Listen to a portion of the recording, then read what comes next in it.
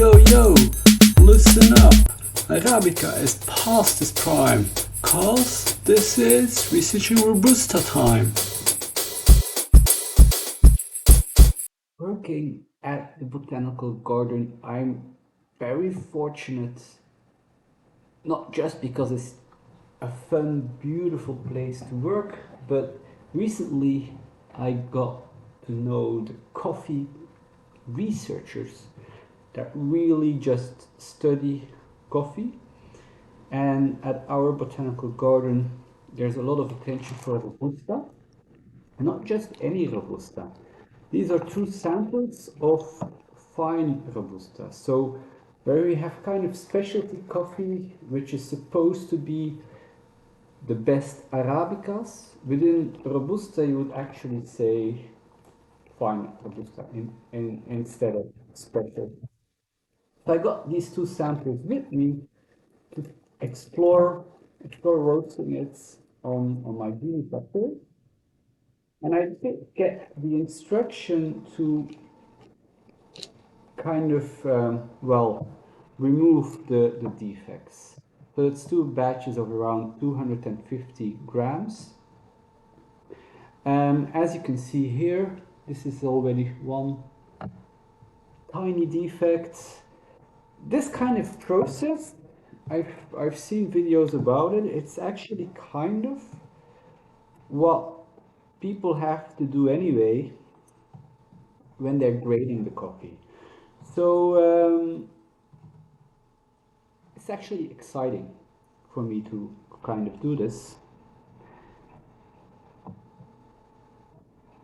I haven't bothered with it with the coffee I bought, which is already graded, and defects, if there are any, should have already been removed. There's kind of just a tiny amount of defect beans that can be in any specifically graded coffee. Don't ask me about the numbers. As I just said, this is literally first time I'm doing it this meticulously, let's say. So this just looks like a little bit a broken bean. Okay, any kind of very strange color-wise looking beans going to remove like this. Maybe tiny ones if I feel like it.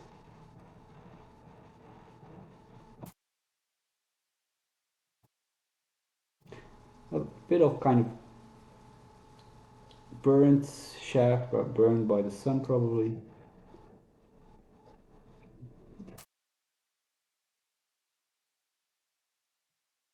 So you kind of just want to have like a plate like this whenever you have to do this. And this quantity of 250 grams is actually a reasonable, you easily get an overview. So that's definitely again an advantage of being a home roaster, where you don't have to process too big a batches at once.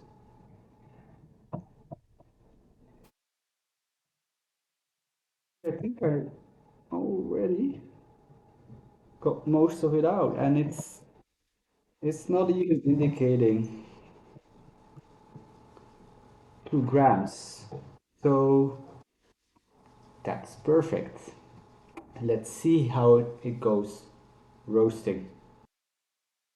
All right, so in the end it was 248.5 grams.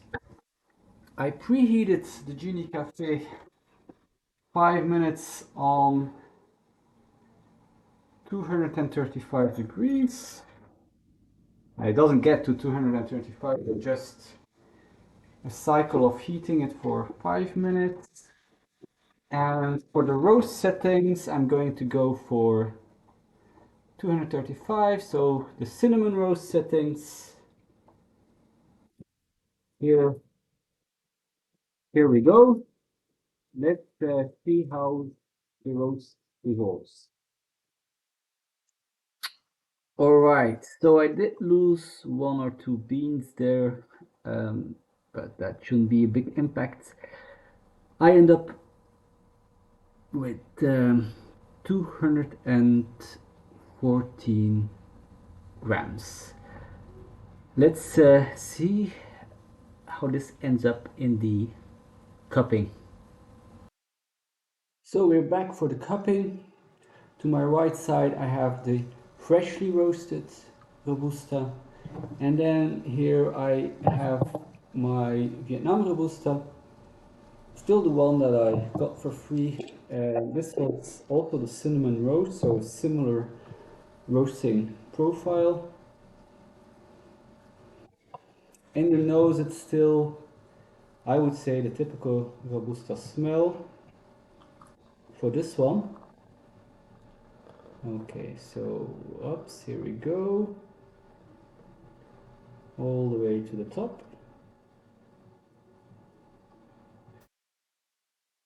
It had 9 grams of coffee, and so adding 150 water. There we go. Now, as for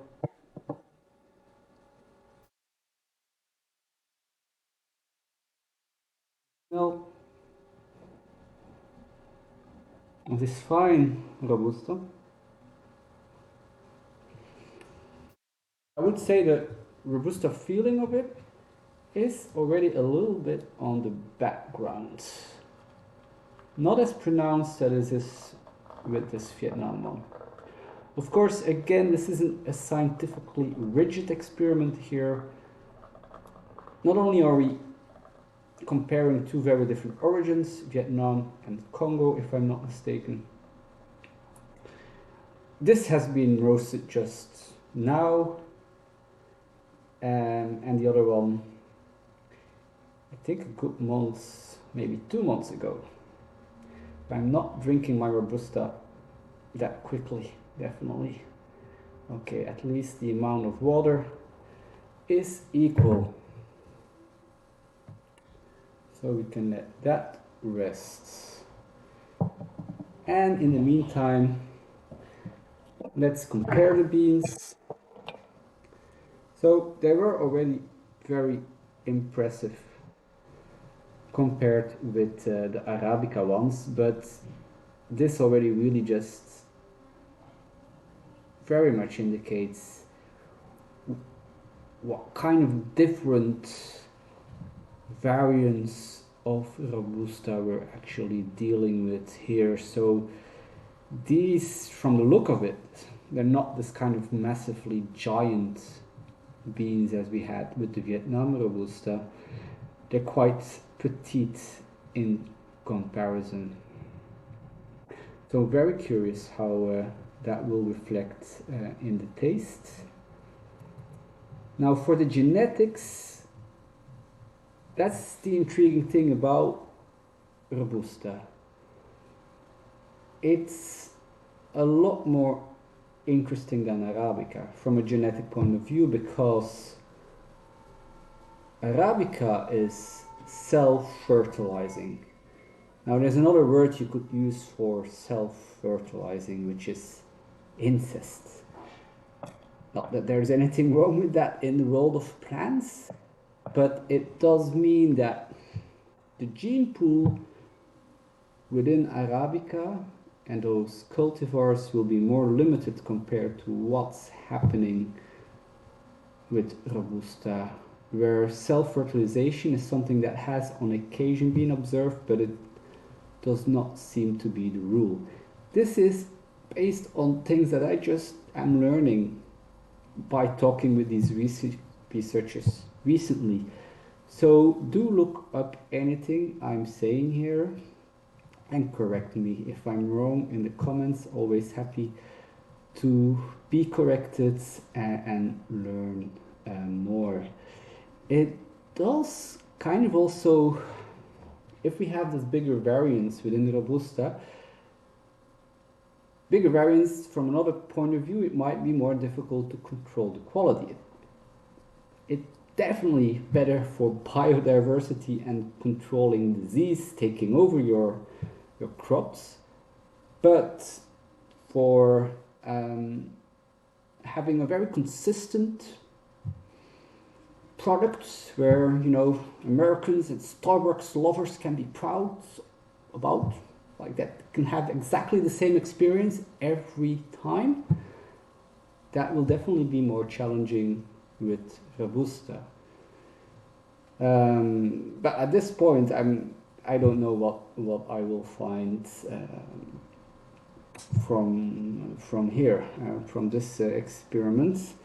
The only comparison I can make at this point is that the crustiness, let's say, seems to be more pronounced here with the Vietnam one.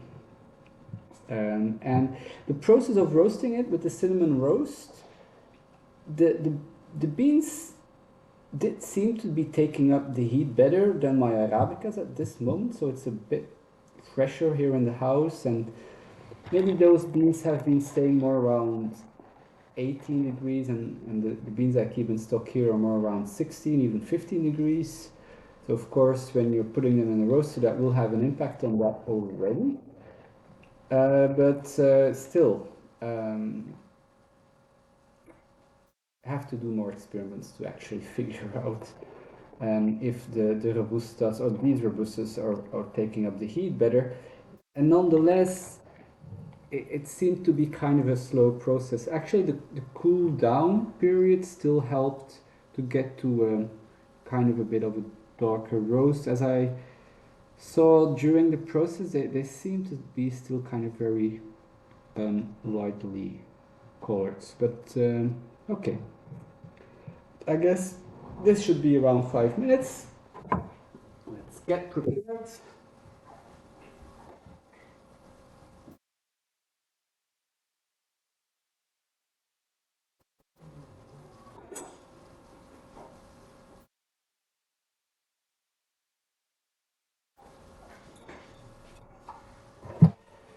Alright, this time I'll just use two different spoons, only two experiments. Again, I didn't do it blindly this time. I figured that it would look a lot more different than it's actually looking. Go figure.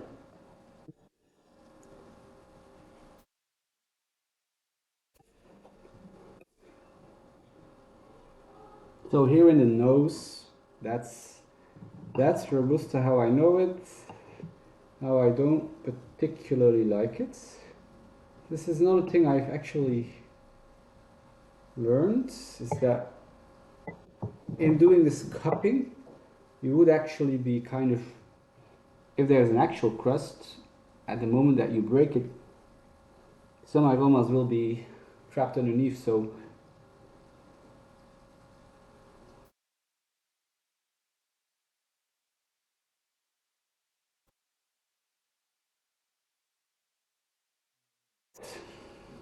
can't put my finger on it yet. The Robusta smell is very subtly present in the nose. There's something else, maybe a bit vegetably grassy. Maybe that's what I'm picking up. Let's see if tasting it will help me figure it out. Starting with the one again, I assume I will prefer the least.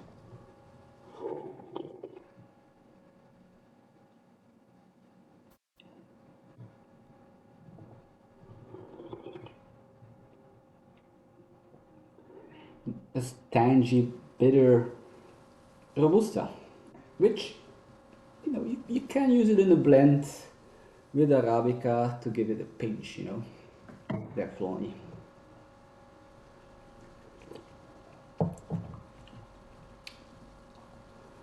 Alright, now for the fine Robusta.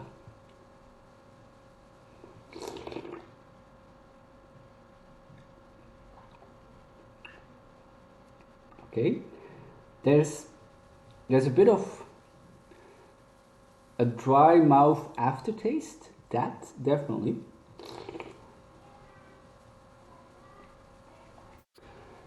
The Robusta signature flavor is certainly present, but there's also a lot more acids in a good way. I mean, with this one, you know, you can't look past it being Robusta. I guess what I'm saying is here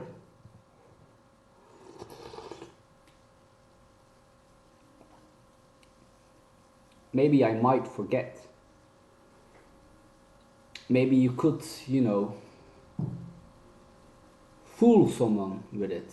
Not that you have to, you know, it's actually the interesting thing. Fine Robusta. But okay, it's a pleasant surprise.